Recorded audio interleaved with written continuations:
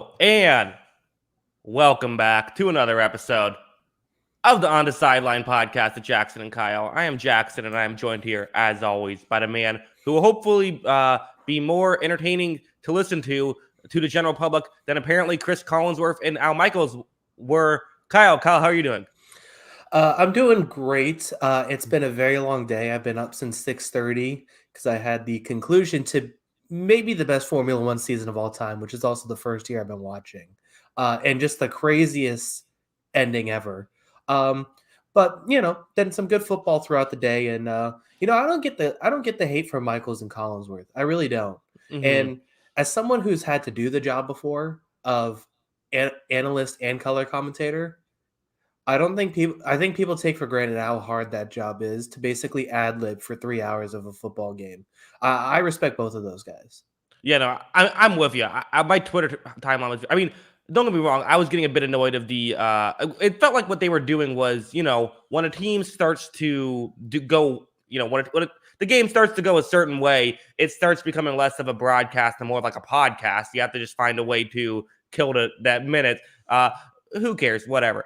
We don't need to spend forever on this. Yeah. Let's talk about the game itself, though, of the Bears at Packers here. I mean, listen, Packers special teams, not great. I think that's the first, maybe the headline is, will this special teams unit that just consistently had some issues, and it's not a one-off thing. This has been consistent issues, whether it's missing kicks or whatever. Will that come back to bite them at a certain point? They do get the victory here, though, over the Chicago Bears, and their offense looks very impressive. 45 points might be a bit misleading, but they still did look very impressive. Yeah, and I'd be interested to see the all-22 footage on their special teams, which seems like a minor thing, but I'm kind of curious because, we get a very zoomed-in camera view, the broadcast view, compared to an all-22 footage, and it just seems like lane assignments are not, are they not coached? Or are they just ignoring them? Because it seemed like all of those big returns they had, it just seemed like people weren't running lanes and filling lanes, and that's basically all special teams is. If you fill your lane and come up and make a tackle, you're not going to have a lot of big returns on you, and it just seems like that's not happening with the Packers.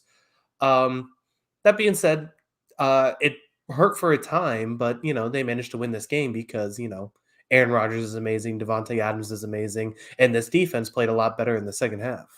Yeah, and Matt LaFleur is amazing. I mean, like, these play calls were working. I mean, this was I kind of the theme of my video that I posted not too long ago. Check that one out after the podcast. Stay here, watch us live, and then afterwards go over there, check that out. Kind of they do the little things right, like all these small things they did get right. It's the simple stuff, but that's what they execute well. So yeah, I mean, I guess the question is, how good do you feel about this game if you're a Packers fan? Are you saying, well, we have stuff we massively need to clean up, or are we saying, hey, we beat a football team by 15 points? That's not easy to do.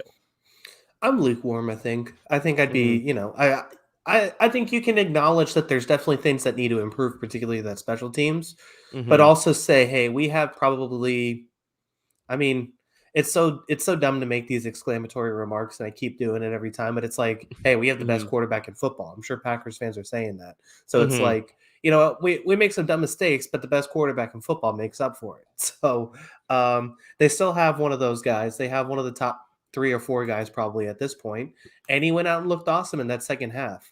I do have one question.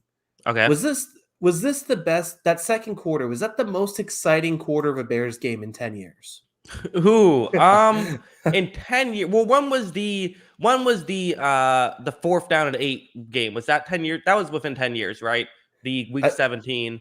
I think so, yeah. Yeah, so probably that one, that fourth quarter, when Mike McCarthy famously decided to, after being down 2, kick the extra point to be down 1, and that nearly cost them the chance to make the playoffs. Yeah.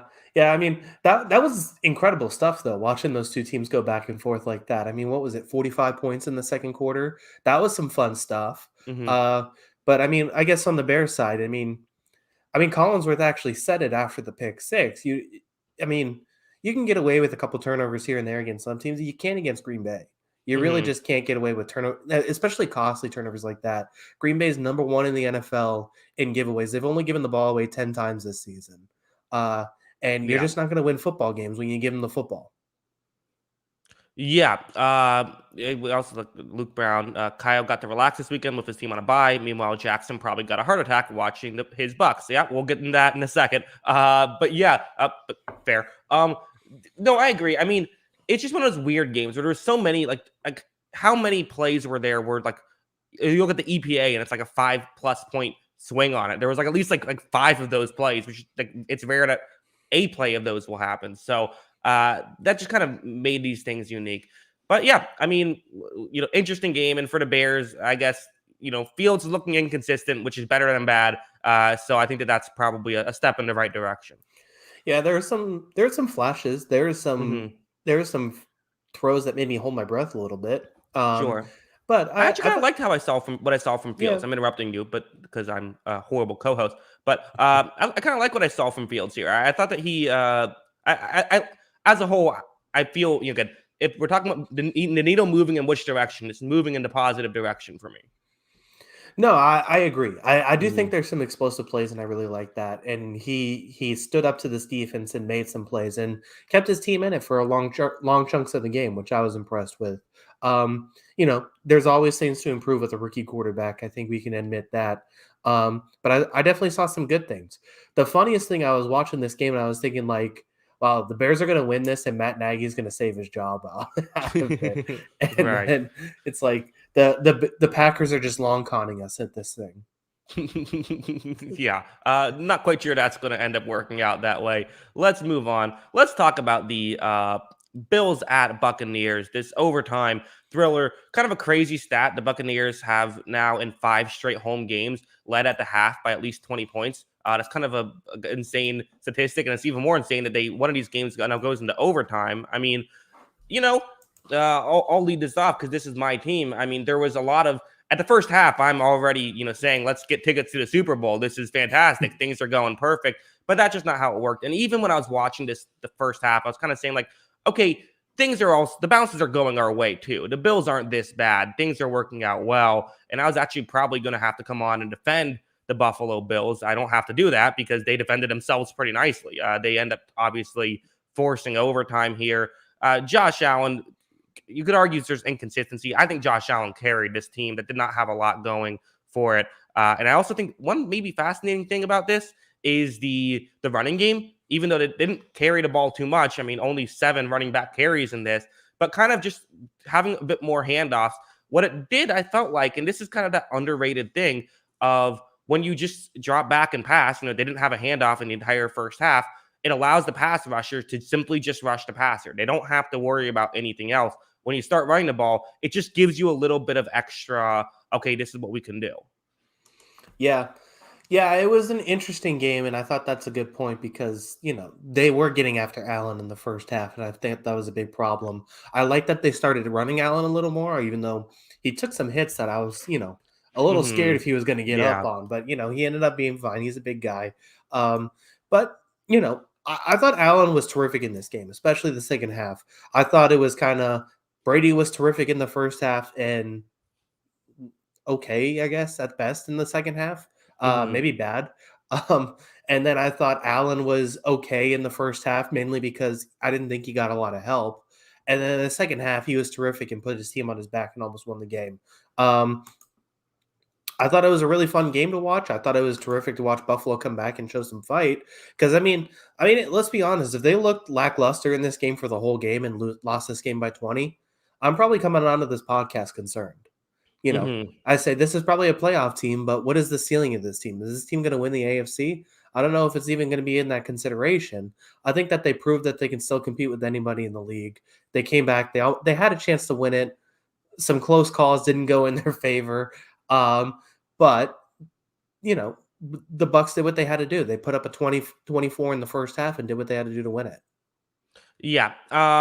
Right. And we can get into the calls in a minute, perhaps. I had like 3 things I was gonna say and then lost all of them. So I'm trying to see if I can find this here. Oh yeah. You brought up the Josh Allen taking too many hits. So did Tom Brady. I mean, what in the world was he doing going out there trying to truck guys? I'm firmly in the camp of Tom Brady. If it's a 3rd down and 2 and you have to take a hit to get the first down, we don't need the first down. You slide, you throw the ball away. We'll and there was like 3 guys open on that play. Brady was just mad, and so he wanted to hit somebody, I think. That was insane. But yeah, going back to the Bills, you know what this game kind of reminded me of a little bit? This reminded me a bit of the Buccaneers playing the Chiefs last year, where one team gets off to the super hot start. The other team comes back, makes a game of it. This was, Chiefs got off to a hot start. The Buccaneers ended up losing by 3 in that game. It was kind of a similar situation, except, the Bills got the ball back in this one. The Buccaneers in last year did not get the ball back. It was same point in the year. Each team had 4 games left. And the Buccaneers obviously would, even though they didn't win that game, that would kind of be the start of them finally getting it together. I think you can make maybe some comparisons to the Bills this year and the Buccaneers last year. Now, would they be able to pull that off? I mean, it's not easy to pull off, but I kind of see a little bit of a, Romo after that game famously in the Chiefs Buccaneers said, I wouldn't be shocked to see these 2 teams in the Super Bowl. I wouldn't be shocked to see the Bills and Buccaneers in the Super Bowl. I think it's a legitimate possibility after this one. Yeah, and I mean, they're still I still think they're one of the 4 best teams in the AFC, honestly. I think they're in that conversation. So can they make the Super Bowl? Sure. I mean, they have 3 winnable games, and then, the Patriots in the rematch coming up on their schedule as well. That's not a winnable game? Well, not that it's not a winnable game, but that's closer to a toss-up than the other. I'm making fun of you. The wording makes it, yeah. Yes. That one's a toss-up. 3 winnable games with the NFC South's finest, and then the New York Jets at the bottom. So, I mean, 3 winnable games that they should get to at least 10 wins. They're going to make the playoffs. And then, the right team at the right time is going to get hot. And this team certainly has the talent to get hot and make a run in the playoffs. So I don't think that they're out of it by any means. I do want to see a little more consistency for them. I think that's something that we've kind of been concerned about this team this year. And I think the excuse we had with the Buccaneers last year was that there was a lot of new parts. There's not a ton of new parts to this offense outside of Emmanuel Sanders. So it's not quite the same excuse as the Buccaneers, even though I do think this team could flip it around and look like the best team in the AFC at the end of the year. Yeah, no, I think that's fair. Yeah, I mean, I'm not saying the comparison is a 1-for-1, and the Bills are then going to go on and run and win the Super Bowl. I'm just saying I found that the game itself just found kind of interesting, where even though a team lost and it kind of hurts their record, it makes you think, I don't know about this because of the loss. It gives you hope for the future just in terms of how they played, despite a loss late in the season against a good football team. Let's flip over. Let's talk about Tampa Bay for a second, because, I mean, you could sit here and argue, hey, they blew a 24-3 lead at the half. That's a tough situation. They blew I believe it was a 17-point lead with 11 minutes left in the game. The flip side, though, is they're getting out of here with a win. And if you told me we were getting out of here with a win, I would have easily taken it. With the remaining schedule Tampa Bay has of the Saints, the Panthers, the Jets, and then the Panthers again, anything can happen. It's the NFL. 3 of those are divisional matchups, but there's a very real chance the Buccaneers are going to be 14-3, which could be enough for that 1 seed. Whereas if we lose this, that might be it for the 1 seed. So it's a huge win. And, if we want to talk about why they won, it really was all the work their offense did in that first half to just allow them to get up, and then one big play by Brashad Perriman, of all people. Yeah, that coming back, making the big catch. Nobody wanted to contain the sideline, and he just kept running. Great play by him. Nice running. And give credit to the defense, too, in the first half. I thought they were really good. Defensive line was good. Devin White getting in the backfield. Just a lot of things I thought they did really well in the first half. This is a switch team, though, and I've definitely noticed that throughout their season so far. This team knows it has the ability to turn it off and on, but the question is always, will that cost them? And I'm willing to give them the benefit of the doubt because, they have Tom Brady. They have plenty of guys who can come up with a big play when they need to. It's just, this is certainly a team that we've seen in a couple games kind of, put it on cruise control for a little bit. And then all of a sudden, they look in their rearview mirror, it's a 3-point game. So we'll see how they adjust going forward. But I think it's a very good team. Yeah, they have ran a bit hot and cold. I think that is fair to say with the Buccaneers. Last thought on this, because we have to talk about it. The referees were a notable factor in this. maybe I'm just a biased Buccaneers fan. The only one I thought was like definitively a bad call was the Mike Evans one in overtime. Like I thought that there was some that you could argue could have gone either way. There was a one on Carlton Davis that they didn't call in overtime.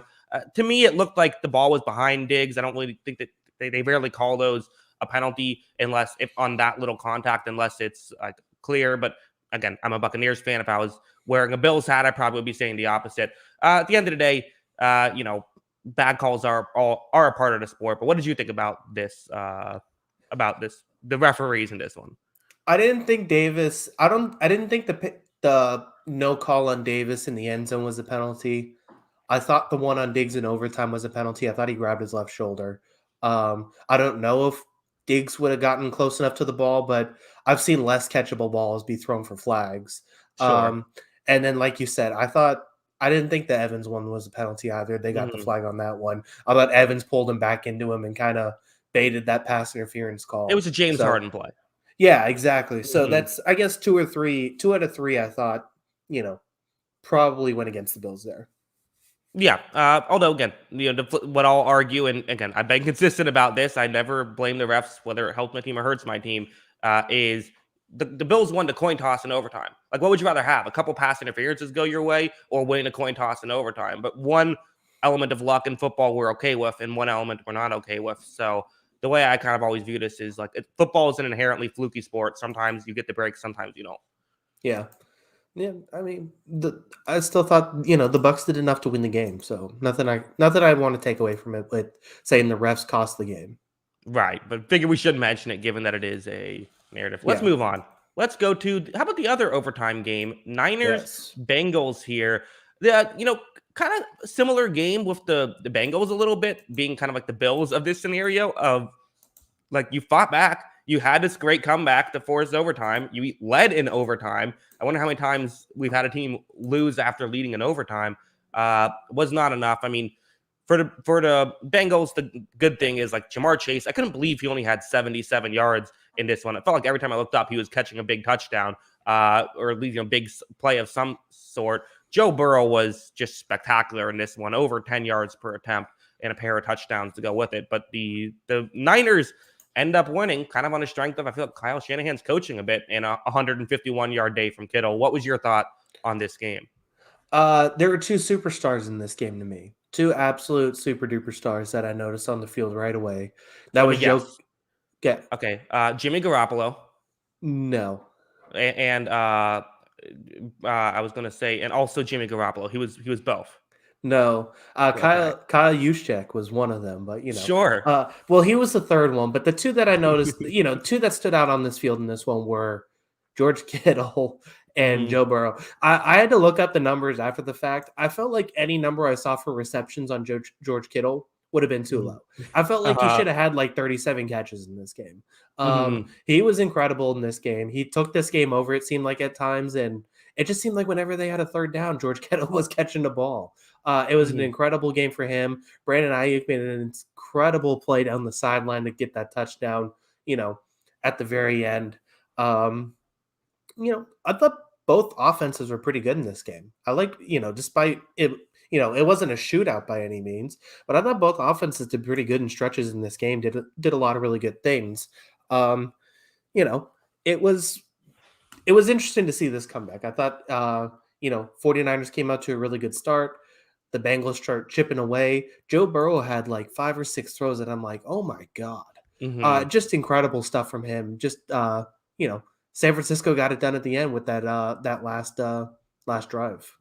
Yeah, I mean, the Bengals running game wasn't great, but Zach Taylor made sure they still got their touches. You know how he loves to do that. Also, the 2 muffed punts. I mean, that's good. That's just for Cincinnati. I mean, that's where you lost the game, basically, is you can't do that. You just can't do that. So, I mean, that's a huge deal. But yeah, give a lot of credit to San Francisco. And also for Brandon Ayuk, who's had a very up and down season, him getting an overtime winner. That's also, both guys who got the overtime winners this week, kind of cool stories.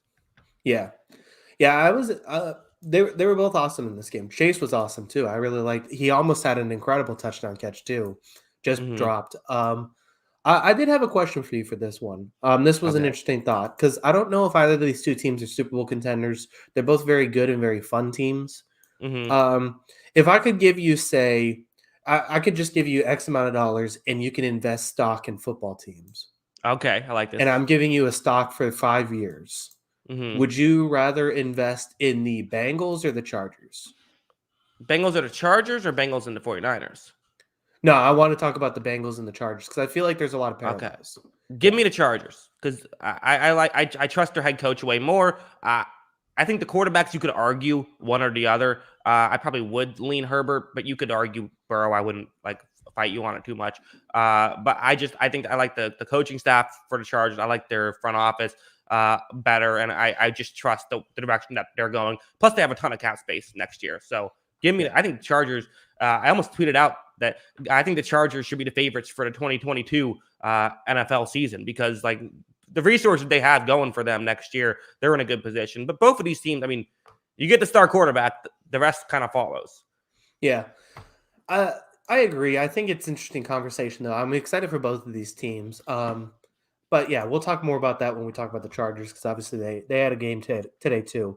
Mm-hmm. Back to this one. 49ers, I thought this was a really good win, though. Really good win to go on the road and get this one. Back in the playoff driver's seat. I feel really good about this team right now. I feel like with Debo back, with Kittle, I feel like they're in a position. Yeah, you kind of feel like they needed one of the either beat the Bengals, the Titans, or the Rams, and then you have to beat the Falcons and the Texans. But listen, like we'll talk about Atlanta, like that's not a guarantee. But you beat Kyle Shanahan's former team and the Falcons, and you beat Kyle Shanahan's former team and the Texans. You're going to get at least 2 more wins there and be 9-8. That'll probably get you in the NFC. So yeah, this puts them in the driver's seat for sure. Yeah, it is interesting though to look at this, and it's like it's gonna be terrible for we're watching Tampa Bay, Green Bay, and Arizona battle for this 1 seed basically, Mm-hmm. and one's gonna get a first round bye in home field throughout. The second's going to play whoever the dumpster fire is that's the 7 seed in the NFC. And then Mm-hmm. the third gets San Francisco. Yeah. That's a Mm-hmm. pretty raw deal when it could come down to just basically tiebreaker scenarios. Yeah, that'll be fascinating. Let's move on. Let's go there. We're gonna talk about Falcons Panthers this early on in the show, Kyle. I'll ask the question again. I've asked you this before. Is it time to take the Atlanta Falcons seriously Serious for what? for making the playoffs and making a playoffs and not embarrassing themselves in the playoffs? Honestly, at this point, like maybe I still think they might embarrass themselves in the playoffs.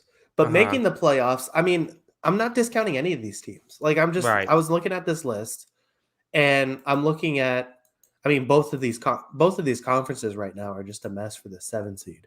But like I'm not discounting at this point of the season, I'm not discounting Washington, I'm not discounting Minnesota, I'm not discounting Philly, I'm not discounting Atlanta, New Orleans, probably Seattle too, just a game back, honestly. Like all of those teams, that's like, yeah, they can make the playoffs.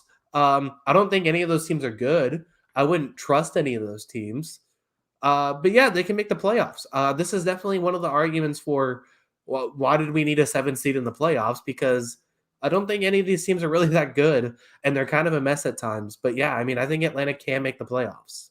Yeah, and part of me wonders too is like, okay, if 5 years from now, our view of who makes the playoffs and who doesn't might just be shifted a little bit. Because like one fascinating, I remember when it got announced that there was a 7 seed, it was announced that the 7 seed typically has about the same win percentage as the 4 seed because like the worst division winner typically has the same win percentage as the third wild card team. So kind of like, okay, well that our perception of a playoff team might just go down a little bit, kind of thing. Whereas like in hockey, when we say, okay, this team feels like a playoff team, that's just not as much of a compliment. I think we're just going to get there in the NFL.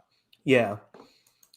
It's interesting though. Yeah, I mean, I don't know. We'll see what happens with this because I definitely think they can. I mean, like I said, I don't trust Washington, Minnesota, Philly, or Atlanta, but one of those teams is probably getting in. It might be Atlanta at this point, honestly. They looked a lot better than Carolina. Like I know Yeah. these teams are a game apart, but Mhm. they looked a lot better, I felt like, in this game. Let's talk about the actual game itself because we kind of talked about, Yeah. around the game, which I think is fine because that's necessary as well. Maybe the most fascinating thing about this is kind of a 2 quarterback system gets tried here with Cam Newton and that's what it says in Google, PJ Walker. You know, I don't hate the idea of a 2 quarterback system. I actually think in certain instances it makes sense. Like I kept hearing people say, well, you don't want to do a 2 quarterback system because when you have 2 quarterbacks, you have 0. Well, my argument against it is, well, yeah, you have 0 quarterbacks, so try a 2 quarterback system. Like, yeah, like we know that they have 0 quarterbacks, so try something.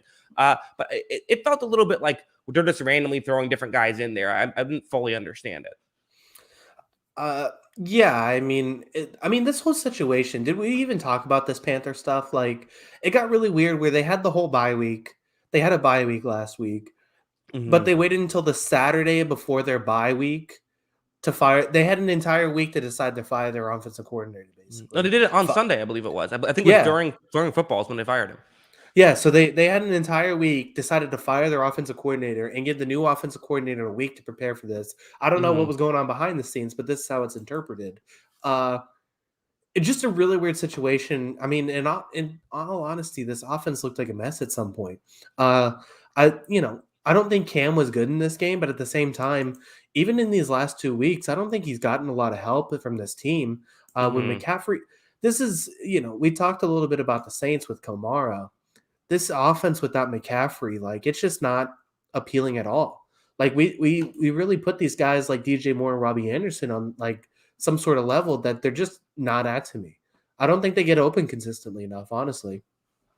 Yeah, I totally agree. I mean, like, I think PFF has them graded as one of the worst receiving cores in football, even though they have this name brand of like, oh, the receiving core is actually really good. It's like, well, it needs to perform that well. And this is also kind of the issue with building your team around a superstar running back is, okay, I think it can work, but the Titans are kind of running into it now, although Henry hopefully will be healthy by the playoffs.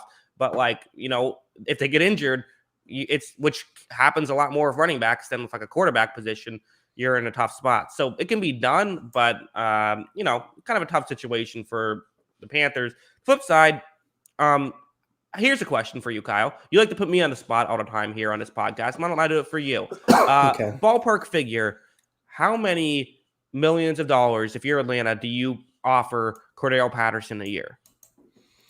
That's a good question. What if he says, I want $20 million a year? What if it's $20 million a year or you let him walk? Do you do it, or is that too big of a risk for just a 1 year good performance? I mean, judging by McCaffrey makes $16 million a year, so that's way too much. But he's not just a running. Okay, fine, $15 million a year. I still probably say no. Like, if he ends up, so like let's look at this. Like, Saquon's at 7.7, and Joe Mixon's at 12. If he has somewhere in that ballpark, I'd probably say yes, because I think he's as good as those guys. But I'm probably not saying yes if he's asking for to be among the highest paid running backs in the league. I know he does a lot more as far as receiver and all that stuff too, but I just can't do it with running backs. Yeah, I guess my thing is like I kind of view him less as a running back who also plays receiver, and kind of I do view him as kind of just like this unique figure. So, and also you look at how much he's changed his team. I think that changes something. Also, I see someone saying like 4.5 million in the chat. The Raiders gave him 4.2 million in 1 year for a year just to play special teams. Fun fact. Yeah, and actually the Bears gave him over 5 million to play special teams. So like there is you're also still getting a great special teamer on top of this. Yeah. I agree with his output. I think he's a terrific player.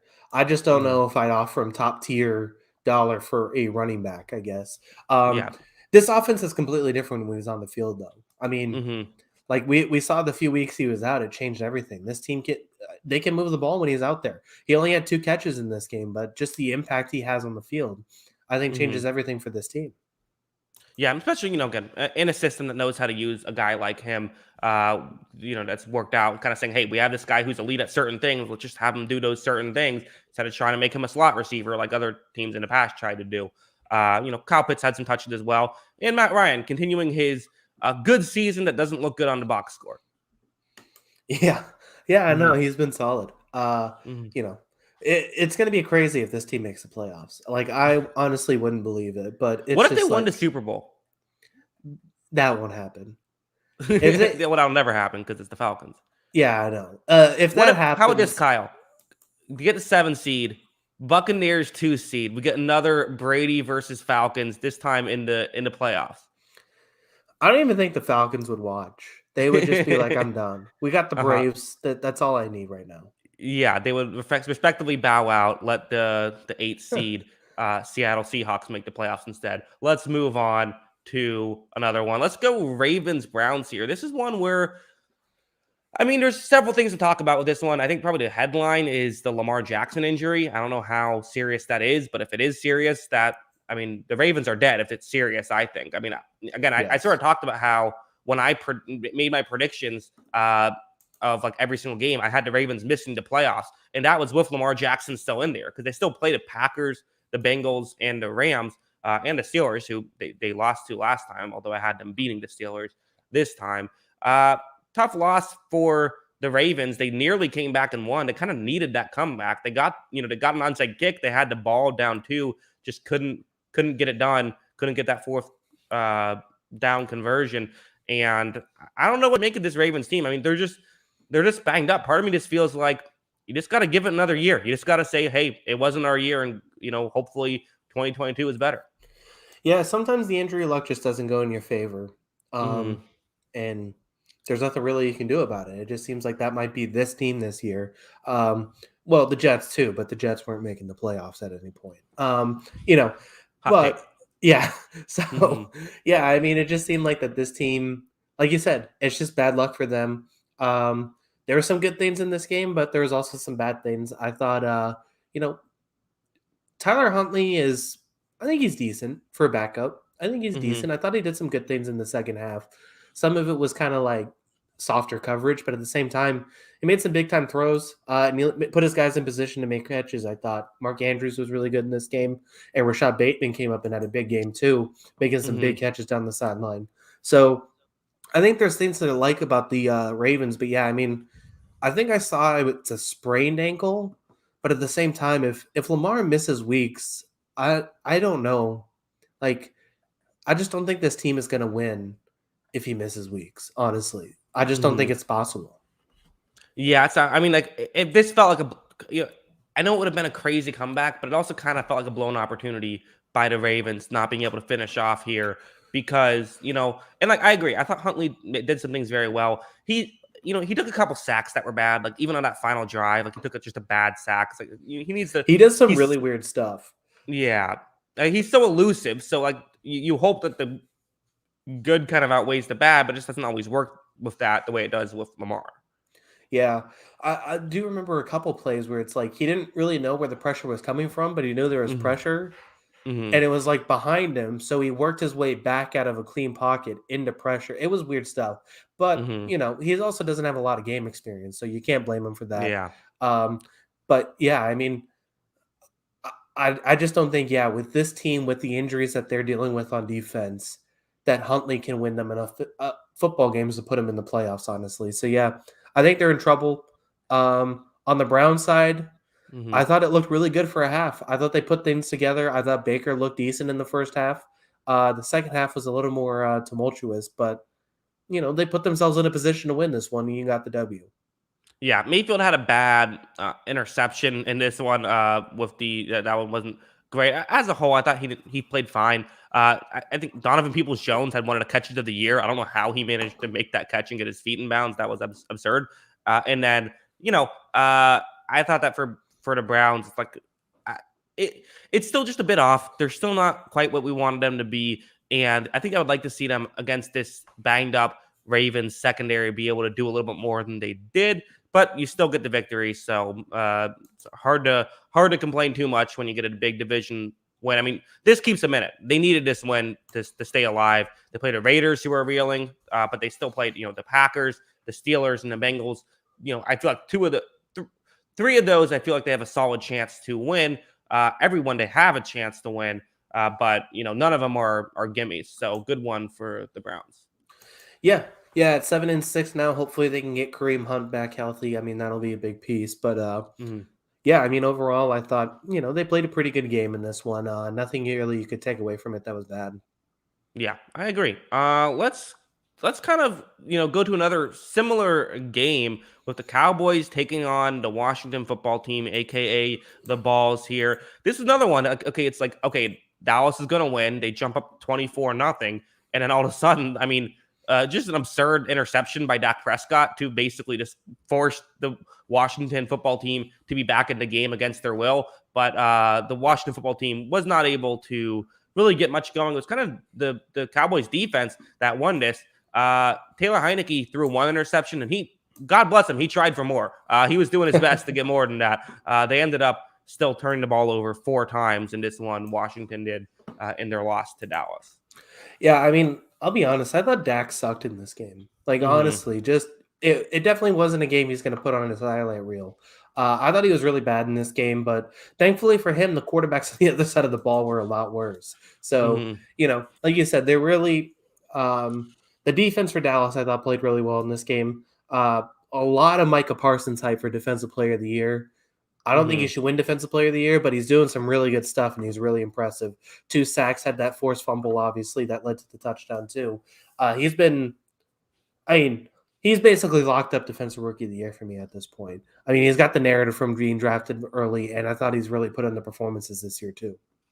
Yeah, I think he's a lock for Defensive Rookie of the Year, right? Defensive Player of the Year, you're correct. He was getting some hype for that. I don't know if he's quite there yet, but it's also crazy, like, how hyped up Chase Young was last year. Like, Micah Parsons is blowing his numbers out of the water. I think Chase Young had like 24 pressures. Parsons has like 34 heading into this game, and he's also spending some time as an off-ball linebacker, and not in like that TJ Watt way where he'll like 5 snaps play coverage, and other than that, rush the passer. Like, he's like legitimately playing coverage a good percentage of his snaps. It's very fascinating. Yeah, he did a lot of this at Penn State too, and I'm glad Dallas kind of did the same thing where they move him around the field a lot, and Penn State really moved him around. I mean, he played almost every position at Penn State, except for like outside corner. But I mean, he's doing a lot for this team too, and making a ton of plays.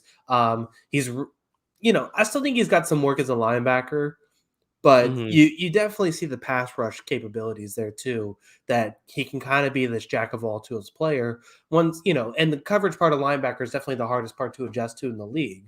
So I definitely think he's going in the right places, and he's going to be a great player. He's very, very good. I don't know Defensive Player of the Year good though.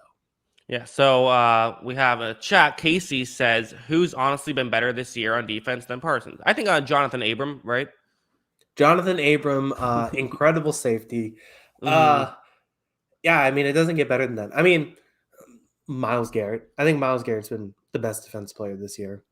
So Myles Garrett, TJ Watt's another guy very much in the conversation. He's missed some time, but has been very good. So yeah, I think that all those are, and some people are even throwing Trayvon Diggs in there. I know you and I might laugh at that, but I mean, again, if you're talking about just pure value of getting those interceptions, you could maybe make an argument. Although the flip side is like, how many? If you threw a decent corner in there, how many would he get? I don't know. But Parsons has been incredible. I do have to say, it's just one of those weird things where on one hand, my gut says, well, it's a huge disadvantage for him to play off-ball linebacker so much.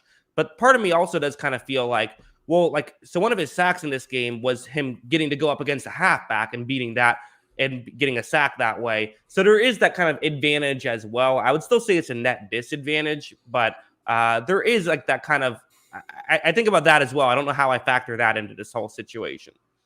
Yeah, I mean, he's excelling at the opportunities he's given. So, I mean, it's nothing really you could fault him for.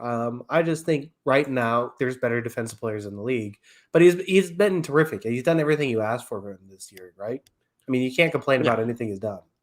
Yeah, no, he's been absolutely incredible. I don't know, Kyle, do I get credit for this take or not? Because I said I said that he would, Micah Parsons would be great, but I didn't really say he would be a great edge rusher, but that's kind of been like the main thing. So is this a good take by me to say draft Micah Parsons or no?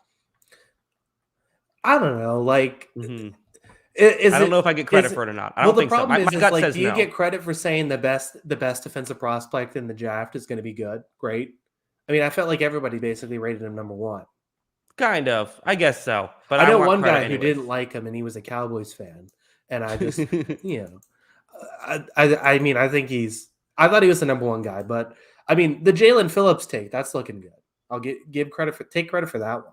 Yeah, there you go. Yeah, I will. Let's move on. Let's go to let's talk the Raiders at the Chiefs, Oh Kyle. boy, This stick was a fork. yeah, stick a fork in the Raiders. Raiders are dead. Kyle, my video name for this was Annihilation at Arrowhead. You like that name? Annihilation and Arrowhead's good. Uh-huh. It's not Um, quite a meltdown at the Meadowlands, but it's the best I could do. Annihilation of Jonathan Abrams. Speaking of our Defensive Player of the Year, I mean, him and Uh-huh. the entire secondary didn't look very good in this game, but he Yeah. he stands out when he's 10 yards out of position on a lot of plays. It seems like, but albeit this was a weird game because we heard the whole pregame thing about the standing on the Arrowhead, which first of all, how was that? Why did that become disrespectful to stand on a logo in the middle of the field? And Yeah. then It's weird because, like, in a sport like hockey, it's like, okay, when you practice, you stay on each side. You don't go to the other side of the ice, right? So I can kind of understand how, like, the logo could become disrespectful there. But in football, it's like, no, you will go to the other side. Like, it's not like you're, like, stuck on one side the whole time. You kind of stay on one side, but it's not like a definitive thing. yeah, I don't know. I thought it was. I don't know. Like if that happened to me, yeah, I'd just be like, all right, well, Hmm. okay. Like I don't need Right. to get.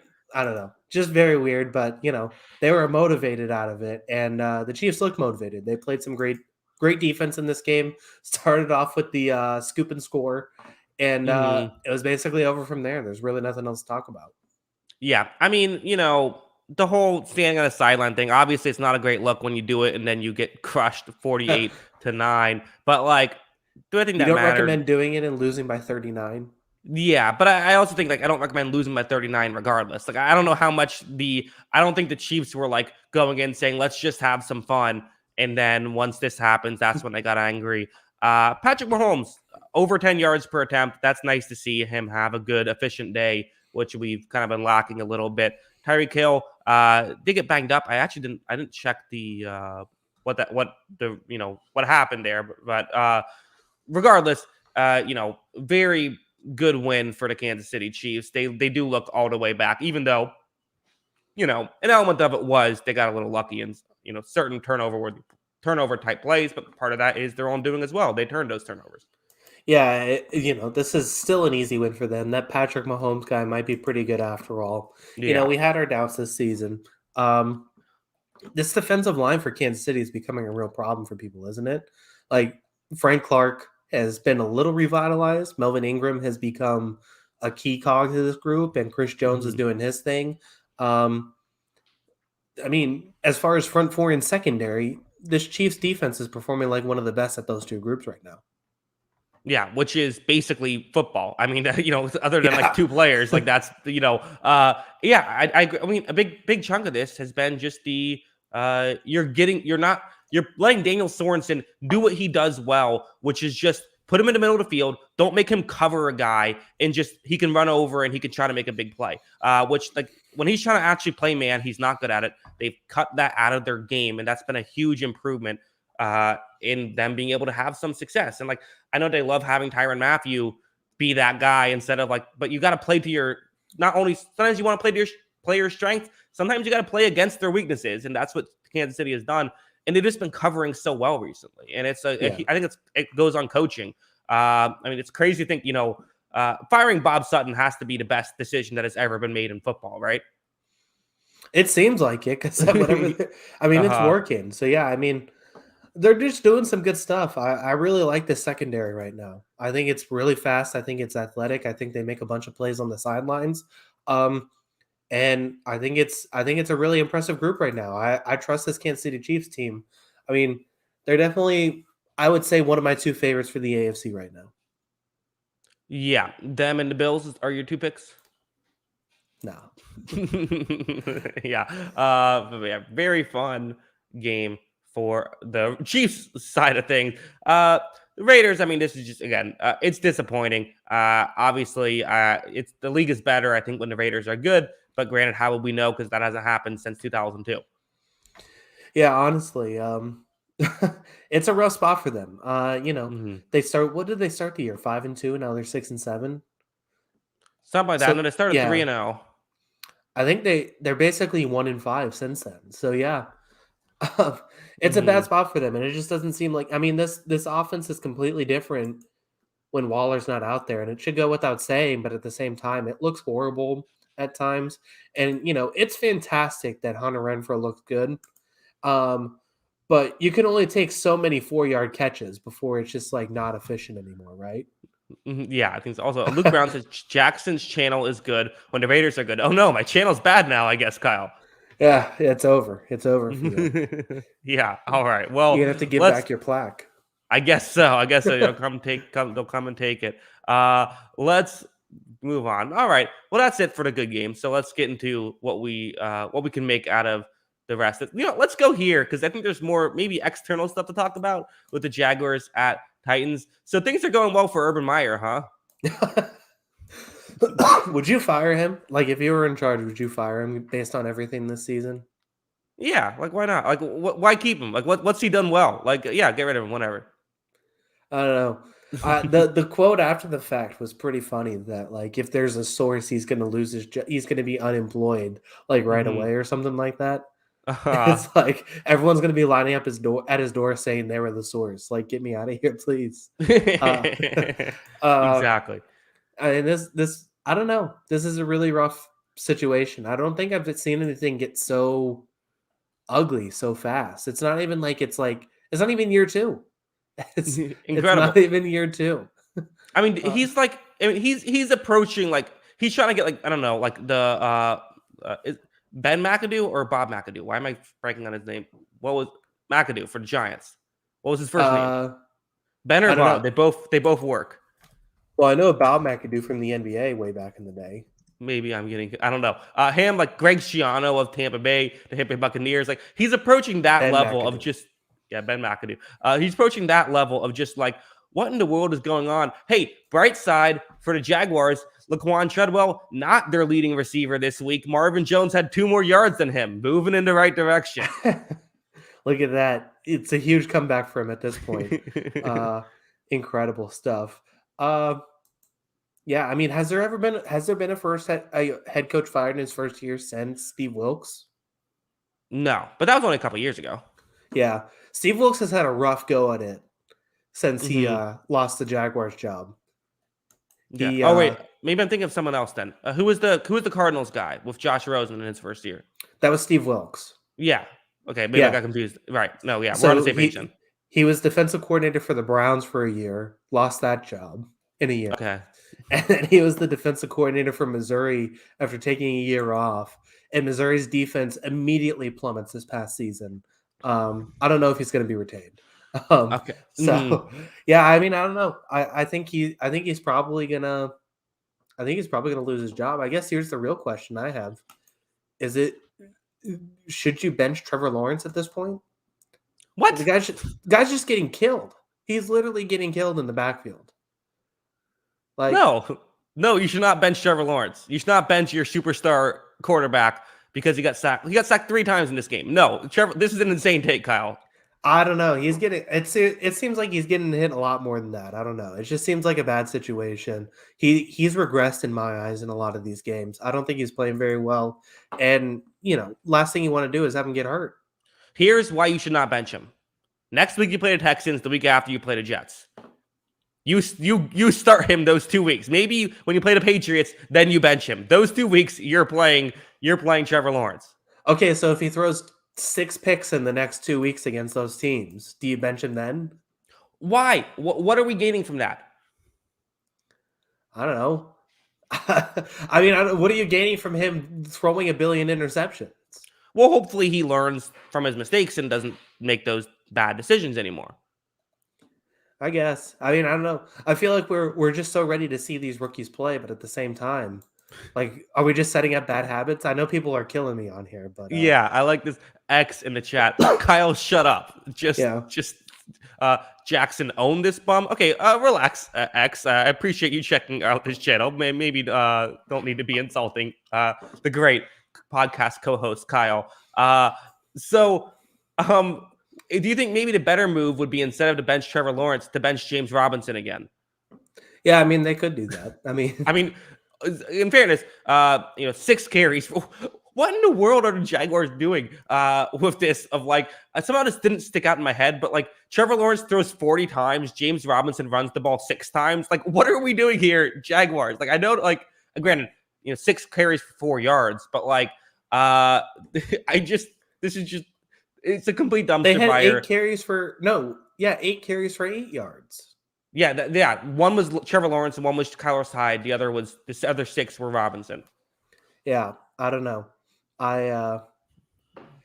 It's a bad situation. I wouldn't be surprised if he loses his job before the end of the season, honestly. Urban, not Trevor Lawrence. But okay, I'm about to say maybe yeah. you're like already ready to cut him. Wow, Kyle, it's just give it up so quick. I mean, when I saw Trevor Lawrence, like, listen, the stat line's going to, turn people off, and I get it. With the 3 probably most interesting quarterbacks heading into this season have all kind of been disappointing. Fields, Lawrence, not and the Wilson. most interesting for me, but okay, yeah, for a neutral viewer, Trevor Lawrence. I mean, people are going to look at the 4 interceptions. A lot of them were just one of them which wasn't his fault, period. And I thought the other ones were kind of just trying to make something happen when the offense wasn't working. Granted, you score 0 points, it's not going to work out well. But I think what we keep saying is like, okay, when Laquan Treadwell is a significant part of your offense, like that's an issue. Yeah, I mean, I completely agree that this isn't Trevor Lawrence's fault. I don't think I don't think all of this is on him. Right. I'm just concerned for his well-being going out there with this team right now. Yeah. Do you think what they should do going into the draft is get another first-round running back? Honestly, to make up for the mistakes of ETN and then, James Robinson clearly regressing in the offseason, maybe. No, I'm just kidding. Don't do that. I would recommend not doing that. I would recommend getting either a receiver or an offensive lineman, but, whatever you want. Yeah. I mean, listen, I think for me, I'm poking fun at Urban Meyer, but the reality is like, hey, you could argue, hey, their defense has vastly improved over the weeks with this stuff. I think what turned a lot of people off from Urban Meyer this week was like that report that, and I believe this is true. I don't know it to be true, just the reports, but it seems Urban Meyer hasn't gone out and like denied them or anything. Like he went out and told us like he challenged his assistant coaches to like defend their resumes and why they're all losers. I mean, what in the world is going on here with Urban Meyer? I don't know. I don't think that it just feels like a total college coach trying to work in the NFL and not having it work from the outside looking in with the information that we have presented in front of us. It seems that way. He definitely seems in over his head. The look he had during the handshake with Vrabel was pretty funny. Yeah. I don't know. It just seems like a horrible situation. And was this him in college? So every time Meyer left a job, it was under the worst circumstances possible. And a lot of it was either he had medical reasons for a couple of them. The Utah one, he ended up taking a promotion kind of to the Florida job. But I remember it was kind of like a weird situation when he left that one. That was years ago, though. So it's hard to remember the full details. But it's just like if you talk about Urban Meyer to Florida, Utah, or Ohio State fans, they kind of have some stuff to say about him. Like not, it's telling when every place you leave, everyone's kind of like, yeah, that guy kind of sucks. Yeah, interesting stuff. We'll see if the Jaguars can turn around. They've already improved from last year, 1-15 last year, 2-11 this year. So things are on a bright spot. The Titans played in this game. The Titans offense still looks a little bit off without Derrick Henry. Like Julio Jones was able to do some stuff, but again, Julio Jones has not been the force we were hoping he would be heading into this season. And this thing is fair to say, but how much of that is injuries, we just don't know. The nice news is that it appears Henry should be back come playoff time. So you take care of business, win the games you're supposed to win, and just hope that Henry comes back and you can go on a run then. Yeah, you have 2 of the worst teams in your division, so you should make the playoffs. I thought Tannehill looked pretty good in this game. I thought he was good. He didn't have to do a whole lot. Sure. Yeah, I mean, I thought he was good in this one. So I like, I like what they did. But yeah, I mean, obviously it needs to get better. But once guys get healthy, we'll see what happens. Yeah. All right. Let's move on. Let's go kind of from one disappointing rookie to another with the Saints taking on the Jets. I mean, so, I didn't watch every snap from this game. I watched a decent amount of it. I didn't think Zach Wilson was like as horrific as his stat line would suggest, of 42 attempts for just 202 yards, only 19 attempts. The offense is still struggling. The offense still isn't getting much going. Neither quarterback played particularly well in this one. Taysom Hill had a play where he failed to throw a football, which is never very good. At the end of the day, the Saints had sort of one of the weirder 30-plus performance or 30-point performances you'll see from an offense. It was very much we talk about Kamara and how much he means to this offense. He meant a lot here. He was a big contributor in this game. Kyle, what did you think about this barn burner with the Saints and the Jets? Yeah, so I have this quote. I'm not going to call out the reporter for this, but I am going to read what he said here. And talking about Zach Wilson and his performance. He didn't complete a pass to a starting outside receiver for the first 55 minutes of the game. One of them, Denzel Mims, got benched because of 2 dumb penalties. Because of injuries, Wilson was surrounded by backups at every skill position. The Jets' leading receivers, Elijah Moore and Corey Davis, were out. This game could have been called the replacements. One of them, running back Tyler Johnson, dropped 3 passes in the first quarter alone. So no, Wilson didn't get much help. Transcendent players can rise above that. What transcendent player is rising above that? Especially as a rookie, yeah. Yeah, I mean, I don't know who's getting past that situation. It's a bleak look when you look at this roster, especially, it's basically Braxton Berrios is their guy right now, especially when, like you said, Denzel Mims gets benched. But, I mean, I don't know. I still thought he missed some throws. I still thought he looked inaccurate at times, but I mean, it's a bleak look for that offense. That's for sure. There's not a lot of talent there. And I mean, I trust Robert Saleh. I like him as a coach, and I trust this regime to figure some things out. But I think this is going to be a couple of years before we actually can judge Wilson.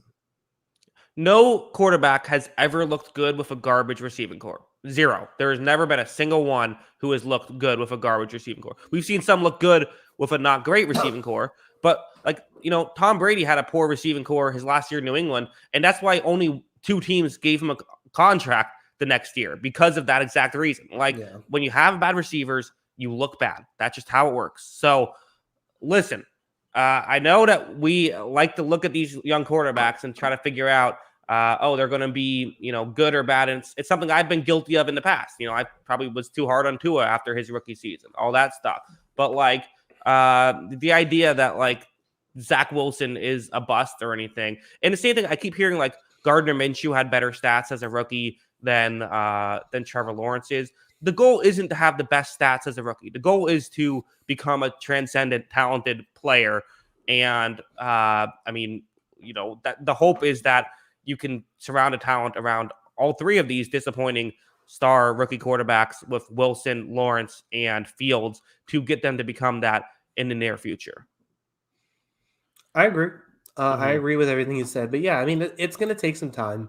They're definitely going to have to go receiver shopping in the draft, probably the offseason too.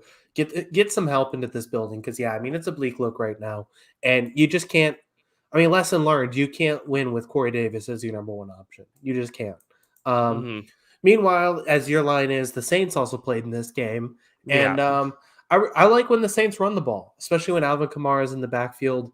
Kind of what I said, this team's kind of a different team without Kamara because it's just not a real offense without him. Speaking of garbage receiving cores. So, yeah, I mean, I really like when this team runs the ball, especially with Taysom Hill back there. It's a little bit of a different story when they throw the ball, but, they had a pretty efficient day throwing the ball in this game. So give them some credit for that. Good Saints win in this one. Yeah. Yep. Saints played the Buccaneers Sunday. So this Sunday night. Saints by 10, football. I guess.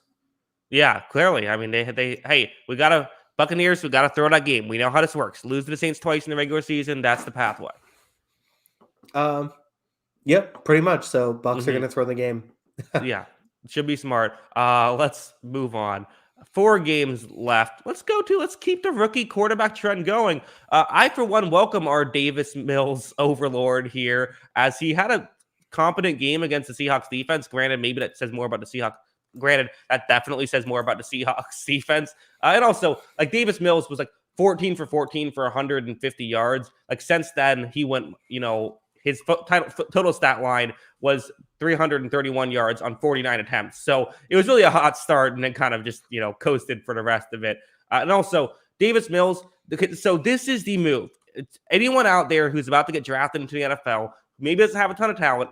When their play's not looking so good, take a sack. People don't care about sacks. Just take the sack. You're good. Davis Mills, great at the taking a sack instead of forcing a ball into trouble. Didn't even get sacked that much in this game. Kyle, what did you think of this one? Didn't have a ton of eyes on this. Rashad Penny, maybe he was worth the pick over Nick Chubb. Yep, clearly. Gary's still out. Still early in their running back careers. The Texans defense, I mean, it might as well not play. Like, it really just might as well, they might as well just not put nobody on the field. Not put nobody on the field. So put people on the field. They might as well, honestly, they might as well just go to Katy, which is nearby, and just, put 11 guys from Katy on the field. What would you feel better about? Texans defense with 11 guys on the field or the Patriots defense with 9 guys on the field? Probably the Patriots. Honestly, you could put 15 Texans players on the field, and I don't feel good about it. I mean, I don't know. It's a bad defense. That's no hot take. And give credit to the Seattle offense, which kind of needed this. I think they kind of needed a game to get right. I don't know if they're going to make the playoffs. I'm still saying no right now, but I think they needed this game to get right. I feel like next week is a must win for them. I think that's a big week. Can we keep talking about, the issue is they're so far behind the 8 ball, and they play the Rams and the Cardinals finishing this. But here's the pathway for Seattle. You beat the Rams, and then you play the Bears and the Lions. You win those 2 games, and week 17 is the Cardinals. Well, that seems tough. But if the Cardinals maybe already have a bye locked up, then they'll rest their starters. So that's your pathway. That's how you get in. So there's an outside shot. You can't discount it. I think there's an outside shot. It's just a really hard. It's really tough. So we'll see what happens. And, I don't think it's a guaranteed thing they beat the Bears either. So, that's fair. I mean, that's also fair. Yeah. We always do this. These mediocre teams trying to make the playoffs is they have to still win their games. Yeah. So it'll be interesting to see this team down the stretch, but I definitely think the offense needed to kind of get right. They did in this game. They looked really good. Granted, it is the Texans, which is not an NFL defense. True, but also in fairness, Seattle also not an NFL defense, so it goes both ways. Okay, but the Texans are barely an NFL offense, so you're right. Yeah, no, this is. How do we feel about Davis Mills? I mean, is he? He's an. I feel like I'll say this. I think he NFL quality player. I think he'll be in the NFL for 10 years as a backup. 10 years. That seems pretty high. He'll go the Chase Daniel route. It'll be, he'll be around in some. I can see that. I don't know what the ceiling. He'll probably get an opportunity to prove himself in camps and such. But I don't know if he'll get a Mike Glennon, Nick Foles kind of contract where he can, get an opportunity to start. I just don't see enough from him to say that. Yeah, seems a little tough. Let's move on. 3 games left. Well, let's go here. Let's go to Thursday game. The matchup between the Seahawks and Vikings got very Seahawks versus Vikings. Kyle, this was a weird game. This one. I think I tweeted out. This has totally lived up to the expectations. Where the Vikings get off to this incredibly hot start, the Seahawks come back, nearly pull off the victory. Kirk Cousins with I couldn't tell if it was the receiver's fault or Cousins' fault, but there was a bad interception in there. Dalvin Cook ends up with 205 yards, averaging 7.6 yards per carry in this one. Just what a bonkers game, Kyle. Yeah, it started with the the Minnesota talent kind of steamrolling this team, and then all of a sudden it's Pittsburgh's right back in it. They're chipping away at this, and almost pull off the 29-point comeback. I mean, Freiermuth had the ball in his hands to tie this up, or at least put themselves within a 2-point conversion to tie it up. I think Cousins. This was definitely, I thought, one of Cousins' worst games of the year. He wasn't very good, but thankfully Dalvin Cook made up for that fact. He was very, very good in this game. And yeah, I mean, I don't know what to think of this Vikings team either. This is another one of those playoff teams where it's I don't trust them at all, but I continue to look at this team. I mean, they got a tough schedule down the stretch, but I continue to look at this team and say they are way better than Washington, Philly, Atlanta, New Orleans, Carolina, Seattle. But they might not make the playoffs because they got a tough schedule down the stretch, and they blew some games they should have won. Yeah, they still play the Rams and the Packers, along with a couple of games against the Bears, who have given Kirk Cousins trouble in the past. So we'll see what happens there. But I agree, and it's kind of like, okay, maybe they have talent on paper, but you don't win games on paper, and they've been a very good example of that this season. So I still think, like, I don't know. I still think they're a top 7 team in the NFC. The question is just, will they get in there? On the flip side, for the Steelers, I mean, for one thing, the Chase Claypool celebrating the first down, costing his team time, just funny. I mean, that's how I think about it. It was funny, and it sucks for him because he was having such a good game too. He was good in this game, and then all of a sudden that's what he's going to be remembered for. Yeah, I thought the Steelers looked pretty terrible, like at times. Like they obviously turned it around and made this game interesting, but like, I mean, Justin Jefferson ended up with 7 catches. I felt like he could have had 12, honestly. And he had a couple. I think he had a couple drops in this game too. I don't know. What would you power rank this AFC North right now?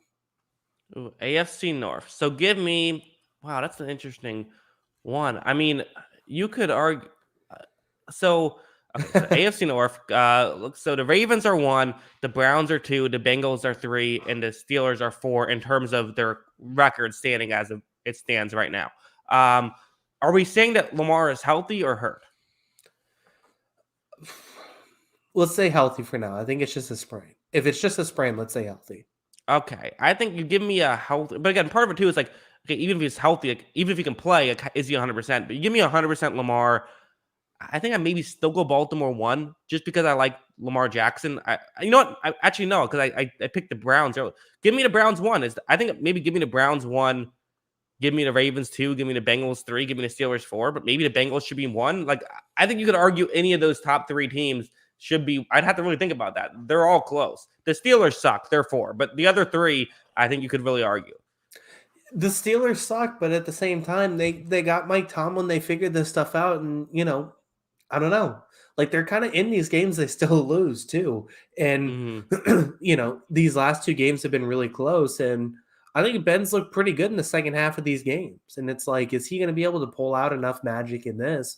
I don't know. Like I don't think they're so far below everybody else because I still think that they have talent at receiver. They have TJ Watt on defense and a couple other guys too that I still think are pretty good. They can't cover for anybody, but they came up with, I don't know.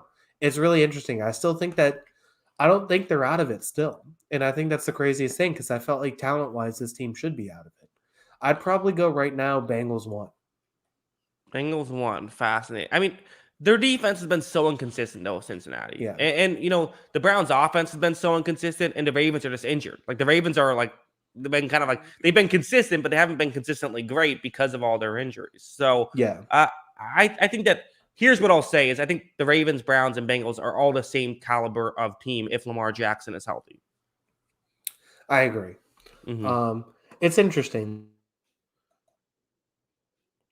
Oh, did we lose Kyle or did we lose me? Looks like Kyle's frozen. Don't know if this is on my end. Let me know in the chat. Is this on Kyle's end or is this on my end? Let me maybe. Okay, my internet seems to be working, so I don't know what's going on with Kyle. We might have lost Kyle for a second. Kyle's gone. All right, well here, I'll remove him for a second until see if it goes back for a second. So hey, while we have some time, why don't you let me know some comments in the chat if anyone has any questions you want me to answer. I'll try to field some questions. Kyle does this every now and then. So give me some questions. We're so close. Only 2 games left. A horrible time for Kyle's internet to go out right here. So yeah, any questions in the chat, general questions, let me know as I take a drink of water, which now I have to take a drink of water, which is tough because I got to talk in the podcast. Okay, how old are you? I can answer that. I'm 26. Base Zuckerberg here. Who's your MVP? I think Brady. Like, I could be talked out of it. I think Rodgers has been very good as well, but I'd probably go Brady. Like, you can make the argument, well, his great receivers have helped them out so much, but I think the flip side is, well, like Matt LaFleur has helped out Rodgers so much. So kind of goes both ways. I'll give it to the guy who I think has performed better. Let's see. What's your Super Bowl prediction? That's a fun one. You know what? You asked me right now. I think I'll go Arizona, New England, right? That'd be a fun game, wouldn't it? I mean, the two teams that have performed the best. I like Arizona and what they've done. You could also go Tampa Bay. I think they're, Tampa Bay, Green Bay, Arizona. Those are the three for me. And then on the flip side, you know, I do feel like New England's probably the front runner. Although I still really like Buffalo, even though they have 6 losses now. I think they're a really talented football team. So the AFC is pretty wide open, I would say. Let's see. We got. Do you like Najee Harris? Yeah, I like him. I mean, I don't think he's like a star. Like, I don't think he's a game. For me, the way I view running backs is: are you a top 5 running back?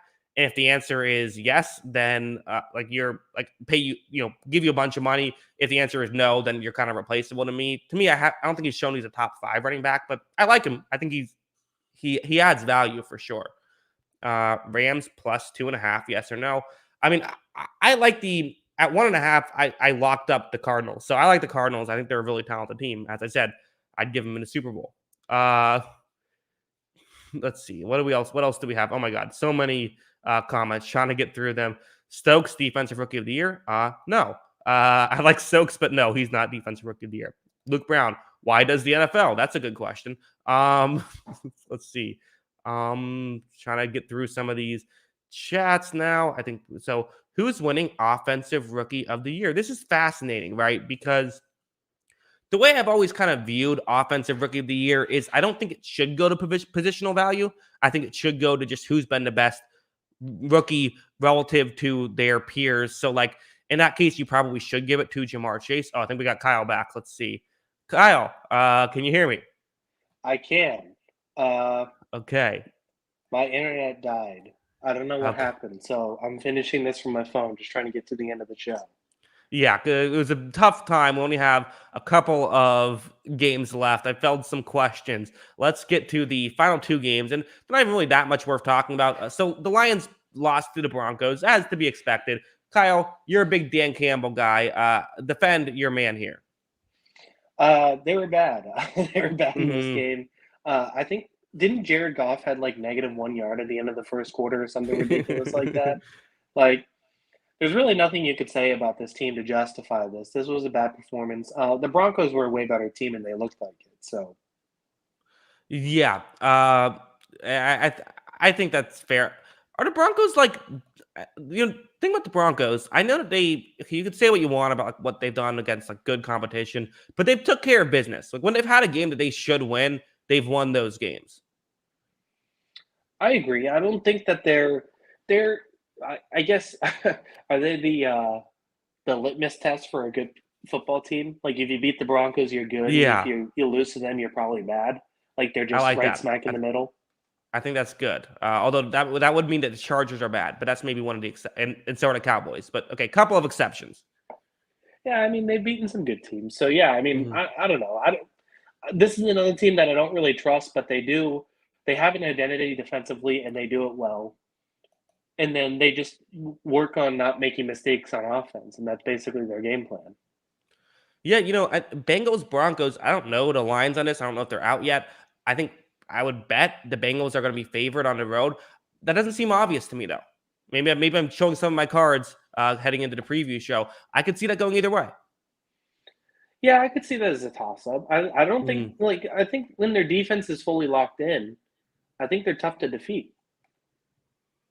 Yeah, I think so as well. I mean, they can be game planned against, but you kind of have to have that talent to do so and have the coaching know how to do so. And a lot of coaches like to say, "Oh, well, we can't go against what we do," so that gets into some trouble. The Lions, they just don't have the talent, and the Lions aren't good. But part of this too is, hey, maybe a Super Bowl hangover for the Lions. Super Bowl hangover, is that what it is? Mm-hmm. Matt Patricia had them convinced he won a Super Bowl with them. Exactly. Matt Patricia did take a lot of credit for that Seahawks Super Bowl. Maybe they're coming off the hangover of that. Yeah, I think so. I think most Lions fans they dismiss Matt Patricia. That's what most Lions fans feel. Yeah, Lions fans in the chat, would you rather have Matt Patricia back over Dan Campbell? Let us know. Yeah, I think we know. Let's move on to the final game here. Giants taking on the Chargers. Let's see Mike Glennon play in this one. That was fun. And we got to see Justin Herbert play, and that was actually fun. Justin Herbert looked very good in this one. Was able to pull off the the victory here. Made some incredible throws. Justin Herbert very good. Giants not so much. Yeah, this was the lock of the century for me.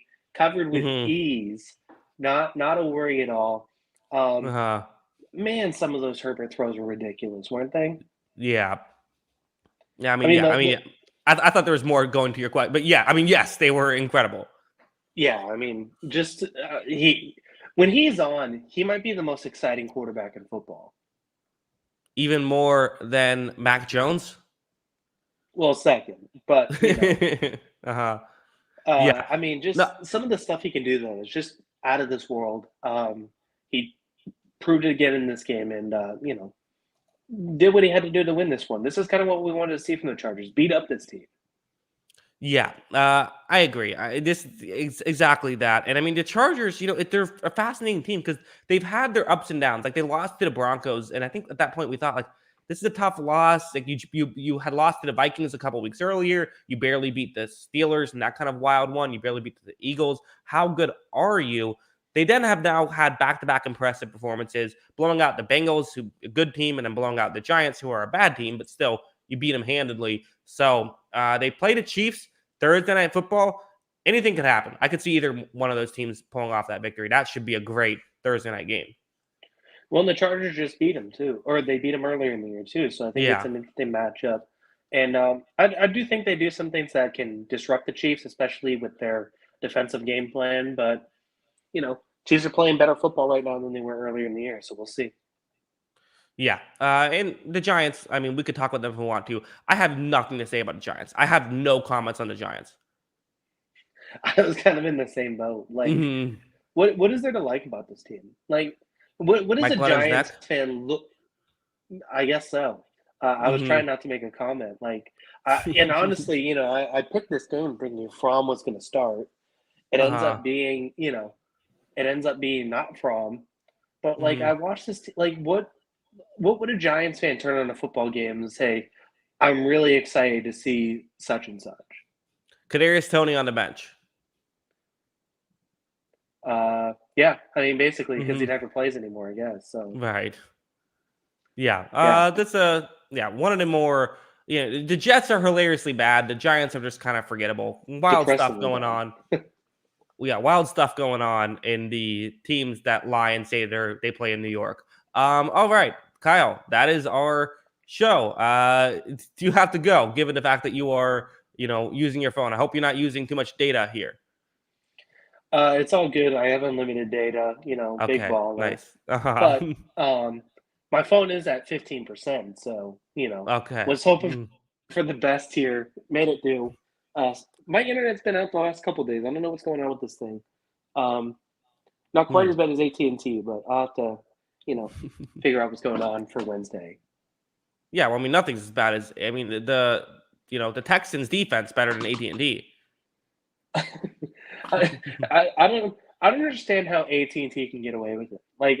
When you look at just basically their coverage options they give you, unless you get fiber, and it's like Spectrum up to 200 megabits per second, and then for the same price, AT&T 18 megabits per second.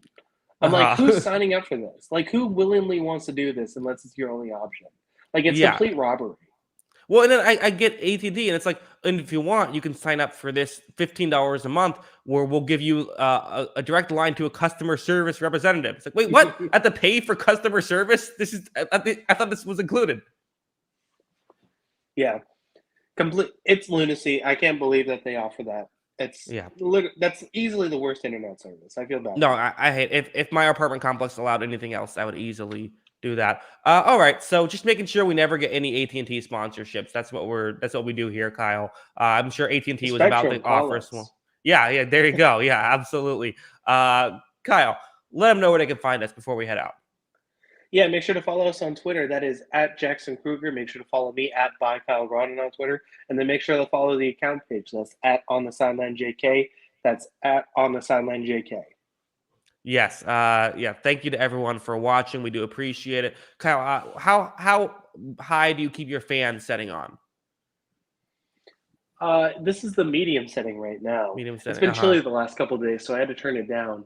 Actually, I didn't even turn it down because the landlord, I guess he had kids who would like pull on these things. So the chain for it is all the way up by the ceiling. So I can't even reach it unless I got like a stool. So it's been on this setting from the beginning. Huh. So you just keep it interesting. I did not expect. I mean, I like a little breeze, so it's okay. I don't mind. But yeah, so that's my story. All right. Well, that was a dumb question. That did not go anywhere. I don't know where I thought that was. Oh, actually, Jackson, I have this great, very fascinating story about how hard my fan is. Yeah. I don't know. I don't have anything else to add besides that. But that's my fan setting. It does okay. I gotta admit, good fan. All right. How do you feel? Speaking of good fans, how do you feel about this a chat from the fan? This is the good question, Kyle. Why don't you read this out? Raiders are ass. Raiders are ass. Raiders are ass. Raiders are ass. I can't do that in a Merman voice. I'm sorry, but I agree, especially lately. So it's a tough situation. You know who isn't ass though? Shout out to my boys, Valdosta State University, my alum, winning the D2 semifinals over the Colorado School of Mines. Going to play Ferris State in the national championship game next Saturday. Looking forward to that. Good stuff from the Blazers. Yes. Everyone, make sure you. I'm going to ask Kyle. I stopped paying attention. Well, go watch the Blazers this Saturday. Have it on your second TV next to the Patriots game. Yes. All right. Because Kyle was telling us before that he's going to maybe go to the game because it's near where he lives, but also it's during the Patriots game. So, Kyle, you're going to be a conflicted fan. Yeah, I'll have the Patriots up on like YouTube TV or something. I'll figure it out. All right. Well, yes. Again, thanks to everyone watching live or after the fact or listening. Again, we do have the audio only file, so if that's what you're interested in, check that out. And until next time, see you later, alligator. Peace.